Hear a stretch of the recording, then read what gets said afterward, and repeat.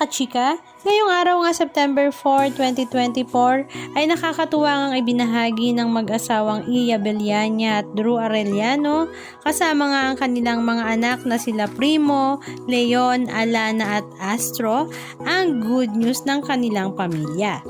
Na talaga namang ikinagulat nga ng lahat, lalong-lalo na nga ng mga netizens at ng kanilang mga fans, at syempre ito nga ay ikinatuwa. Ang kanilang good news ay meron na naman nga silang baby number 5. Yes, you heard it right, baby number 5. Dahil nga ngayon, si Iya Bellania ay buntis nga sa kanilang panglimang anak ng kanyang asawa na si Drew Arellano. Matatandaan, last 2 years ay sabi nga ni Iya, last baby na nga daw nila si baby Astro dahil graduate na nga daw siya sa panganganak.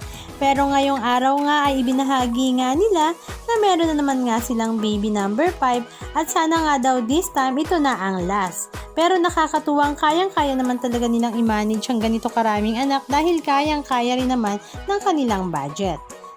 Kaya naman ang pagbati ng kanilang mga malalapit na mga kaibigan sa showbiz industry ay talaga namang bumuhos at kinokongratulate nga ang mag-asawa.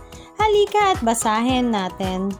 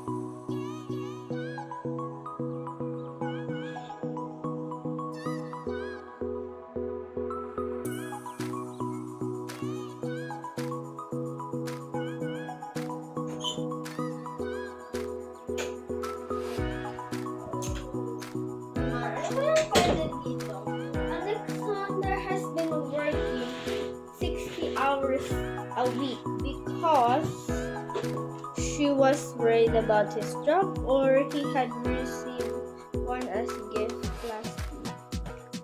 Anong masasabi nyo mga kachika? Just comment down below. And please don't forget to subscribe.